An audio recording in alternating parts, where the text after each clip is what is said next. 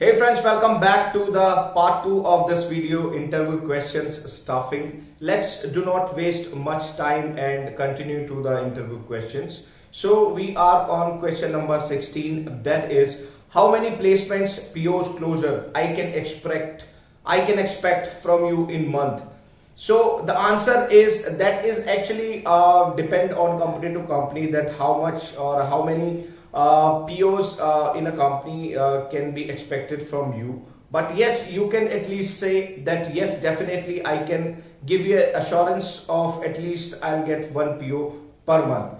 So let's move to the next question, that is, do you have any incentive structure in your company? So again, this is a tricky question. The incentive is totally depend upon a company, and it is varies company to company. But yes, at least you can say that yes, I have an incentive structure. That is, there are two kind of incentives. So if you have placed somebody on contract basis, then you may have a recurring incentive plan, that is some percentage of the profit will be given you on a recurring basis. That means till the candidate work for a specific company for a specific time of contract, you will be getting the incentive till the person work on that contract. So and another one is on full time, you will get one time payment if you place somebody on full time. So yes, you can say that yes, there is an incentive structure that I'll get the 2% of the profit of on contract basis, and if that is a full-time placement, then I'll get one time payment of 10,000, 15,000, 20,000, whatever it is. That is totally depends upon your company. Now next question is, how will you get your salaries?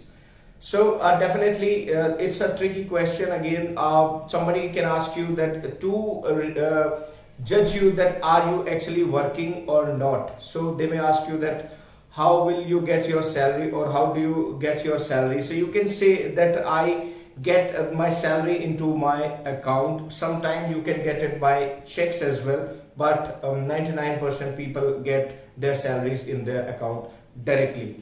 Next question is, how many consultants are there on us bench on your company payroll? So it is again depends on the company, but yes, you can say there are 50 candidates, and that is totally depend upon the company. So you can for an example, you can say yes, we have 50 people on our company's bench. Now next question is, how many requirements you get on daily basis? So the answer will be 4 to 5 requirements per day. In every company there is a target of giving you a requirement, that is definitely according to the flow of the requirements your account manager is getting. But yes, if somebody asks you that how many requirements you work on daily basis, then definitely you can say that I can work on 4 to 5 requirements on daily basis. Now next question is, on which type of requirements you used to work? So the question on which type of requirement you used to work, the answer is mostly IT requirement and also covers non-IT as well. So somebody can ask you that on what kind of requirement do you work. That means he just wanted to know that are you more into IT side, non-IT side, healthcare side, or whatever. Meanwhile, as I told you earlier, that these days IT, non-IT is not in that much of boom, but yes, healthcare recruitment is on boom. So the question is, on what kind of requirement are you working? So you can say that I can work on IT, non-IT, both, whatever you have done in your career. So you can give them a ratio 50-50, 70-30, whatever would you like to have. Alright, the next question is average of how many calls you daily do. So that is depend on the type of requirement. So you can easily answer this question if somebody asks you that how many calls on daily basis you can do. So that is according to the requirement you are working. If that is on a contract basis, then you may need to just do a mail merge and you'll start getting responses. But if you are working on a W2 requirement, then you may need to call multiple people. So that can be that's actually on a luck basis, you may get the candidate in very first 2-3 calls, and you may not get the candidate in 50 or 70 calls. So that is depend upon totally on a requirement. The next question is average how many submissions you daily does. So somebody can definitely ask you on a daily basis how many submittals you does. So the answer is typically 2 to 3 submissions, but that is again target varies companies to companies. Some company may ask you up to 5 submittals per day, and some company may just ask you to 1 or 2 submittals. So the average answer is 2 to 3 submissions per day. The next question is how will you start your work? So it's a very simple and generic question. Somebody can ask you that once you entered in the office, how will you start your work? So it's the answer is pretty long. You can say that after entering into office, I'll start my computer. Once I start my computer, I will get open requirements to my official ID from my account manager. After getting requirements from my account manager, I will start analyzing the requirements clearly. If I'll get any doubts regarding the requirements, I will directly ask to my account manager to clear my doubts. After getting clear idea about the requirement, I'll start working on the requirements. If it is a W2 requirement, I will prepare the Boolean search string according to the requirement and also according to the skill set. Then I will copy search string from my notepad and will paste it on the job boards like Monster and Career Builder. If I'm getting good profiles, that will be fine. I will pick up the best profile and I will try to reach the consultant, and I will communicate with that particular consultant through phone by explaining about the JD description clearly.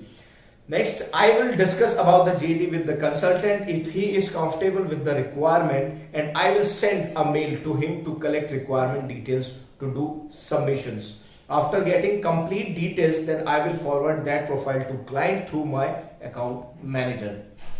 And if it is a cop to cop requirement, then I will send mails to my own thousands of employers database. If I won't get any profiles from my own database, that I will try to find the profiles using Google Groups, Yahoo Groups, LinkedIn, Facebook, or posting job descriptions in the portals. In final case, I will prepare portals to find out the profiles. Then I will screen the consultant. Then I will submit the best profile to my client through my account manager. Most of the times I won't use portals for cop to cop requirement. I can submit profiles for cop to cop requirements without using any portal. After submitting profiles, I will interact with my manager daily after submitting a profile, and I will take feedback from him every time. I will do follow up till candidates got placed. The next question is, can you please tell me your official ID and desk number? So those are definitely confidential, and if you will release my offer letter, then I will provide my official ID and desk number too. So you can easily say that these are the confidential details, and I cannot share these things before I'll get my offer letter in my hand. Next question is, can you please list out your placement details? You have to explain clearly about your placement details along with client details, duration, type of requirements, and the rate we submitted. Example, I did total 9 placements in my last company and entire last year. Given him an example, my last placement was on .NET developer requirement, and the client was Volkswagen through a CTS location in Plano, Texas, and it is a year-long project. So let's move to next question that somebody may ask you that why did you left your last company? It is a very tricky and very common question. Everybody may ask you this question, that why are you looking for a new job, or why did you left your last company? So the answer is lack of direct client. Most of positions through third party requirements. We don't have strong bench. Looking for good career growth, to get better working environment, to improve my skills for better salary, and also mention if you have any personal reason. Do not blame your company in a bad manner. That will impact you more in the interview. Next question is, on which technologies you did your placements? List out. So the answer will be, list out all IT technologies you have worked on, and you know the strings of the IT skills you have worked. All right, so the next question is, somebody can ask you is, why should I hire you? This is a very common question. You have seen, you may have seen these questions in multiple interviews and in multiple TV shows and etc. So giving him an clear example, giving him an explanation with your plus points. So the answer will be that you can tell him about your strengths, what you are looking forward to join the company, and definitely what will you add to the next company. So that may be the great answer from your side. So friends, I hope this is the next set of questions, next 15 questions I have told you again. Next 15 question I will may tell you in the next part, that is part 3. So I hope you have got an idea of what somebody can ask you in an interview of USA recruiter.